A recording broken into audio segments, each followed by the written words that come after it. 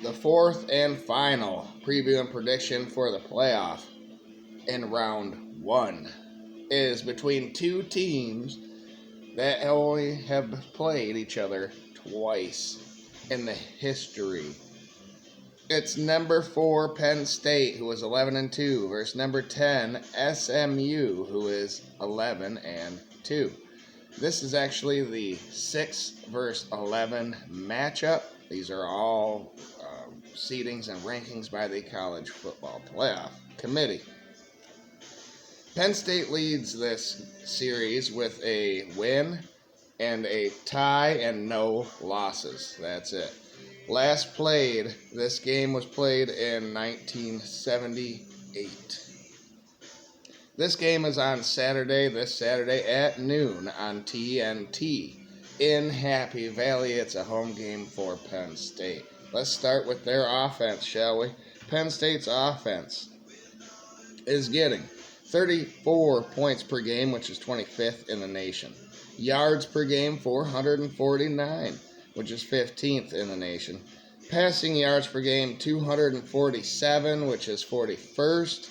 Rushing yards per game, 202, which is 19th.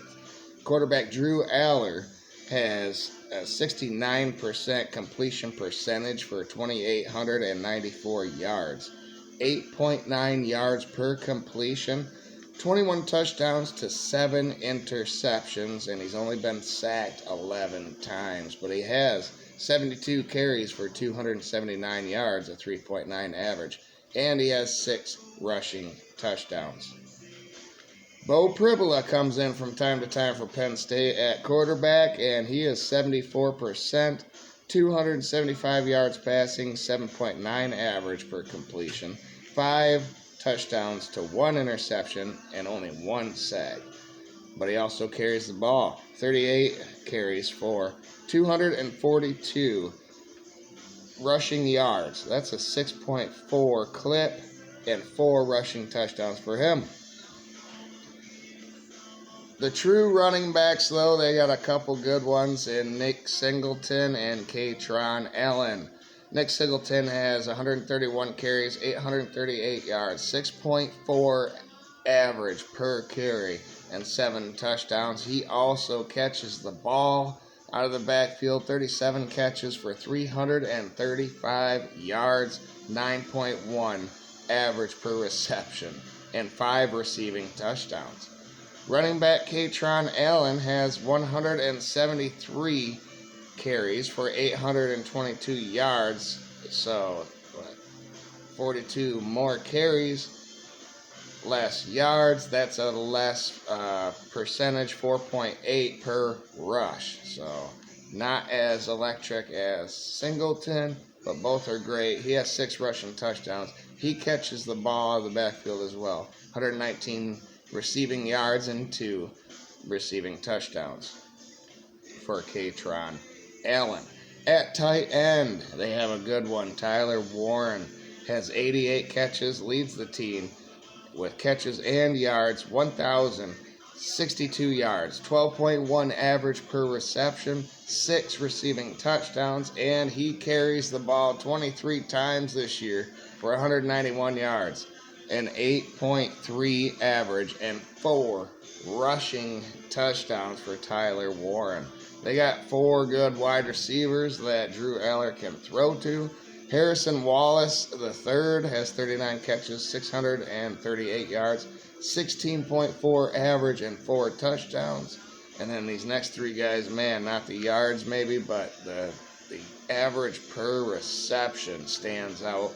Amari Evans, 19 catches, 360 yards, 18.9 per catch, and 4 touchdowns. Liam Clifford, 17 catches, 279 yards, a 16.4 average, and a touchdown. Julian Fleming came in from Ohio State, only 14 catches this season, 176 yards, 12.6 average, and a touchdown.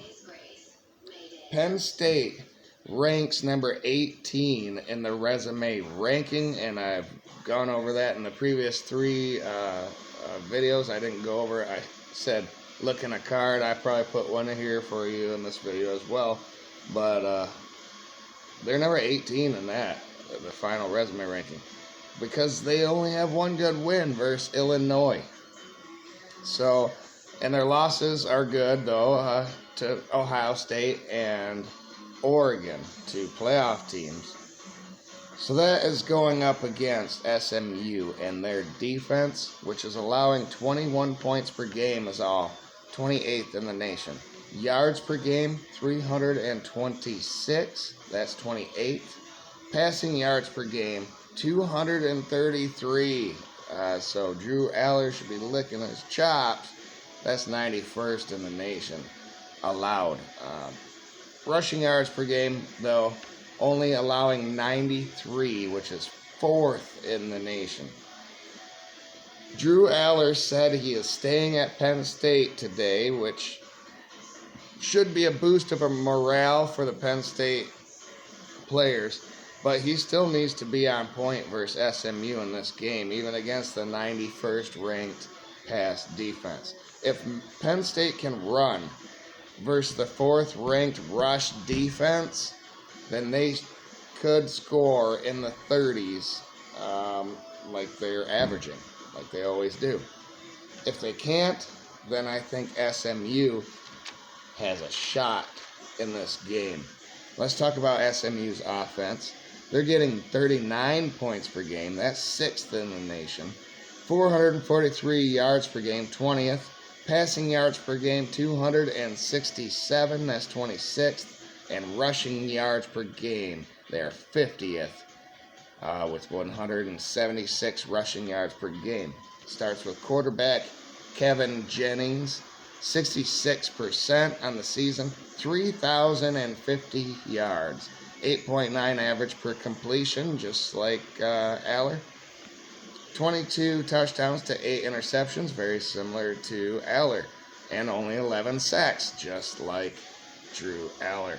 But he has 93 rushes for 379 yards, a 4.1 average, and 5 rushing touchdowns, does Kevin Jennings, SMU's quarterback. Wide receiver, they got 4. Well, we're going to start with them because, they're a pass-happy team. Going into Happy Valley, Roderick Daniels Jr. has 38 catches for 599 yards, a 15.8 average, and 3 touchdowns. 43 carries as well for 163 yards is all, 3.8 average, and 3 touchdowns, but he's a dual threat wide receiver there. And then Keyshawn Smith has 31 catches, 512 yards, 16.5 average, and 5 touchdowns. Moochie Dixon has 20 catches for 378 yards, 18.9 average, and a touchdown. And then they got a couple of tight ends. R.J. Maryland has 24 catches for 359 yards. That's a 15-yard clip and 4 touchdowns. Same for Matt Hibner. 22 catches, 330 yards, 15-point clip, and 4 receiving touchdowns. Couple running backs here. One really, really good one. Brashard Smith for SMU has 217, rushes. 1,270 yards. That's a 5.9 clip. 14 rushing touchdowns. He too catches out of the backfield. 35 catches for 303 yards. That's 8.7 average, and 4 receiving touchdowns, totaling 18 touchdowns for Brashard Smith. And then he's got a good backup, L.J. Johnson Jr., 68 carries, 277 yards, 4.1 average, and 5 rushing touchdowns. Now, SMU is actually number 4 in the resume ranking. Penn State's number 18 against their schedule. SMU is number 4 against their schedule. Good wins versus TCU, Louisville, Duke, Pitt, Boston College. I said good wins, not great. But they lost to BYU and Clemson. That's going up against Penn State's defense, which is 8th in the nation in points per game allowed. 16 is what they allow. Yards per game, 282 is 6th. Passing yards per game, though, down at 16 in the nation at 179 per game. And then rushing yards per game, 103, just over 100 allowed per game. That's 9th in the nation. I'm going to be honest with you, I struggled with this game more than the other 3 playoff games that are going to happen this weekend in terms of who is going to win the game.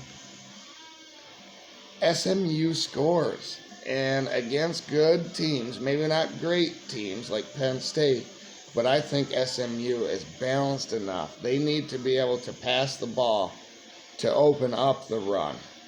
But stick with both and keep Penn State's defense guessing which one you're going to do. You're going to have to be ingenuitive.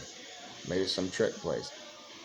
I have already broken down the other 3 games, like I said, for this week's college football playoff. And I haven't picked what in my mind is an upset yet. I am going to here, though. SMU will get up early in this game, slow down Penn State's run game, and put the ball on Aller's shoulders. Put the game on his shoulders. And it will pay off in a lower scoring game, in my opinion. Weather, opt-outs, transfers could all be factors, but I don't think really that any of them are going to be that big of a factor. SMU wins this game in a close, low-scoring battle, 23-21 in Happy Valley as an 8.5-point underdog. Yep, here we go. That's the major upset here. I did pick Tennessee to beat Ohio State, but that's not really an upset. But you can go watch that and glean from it what you will, why I thought that.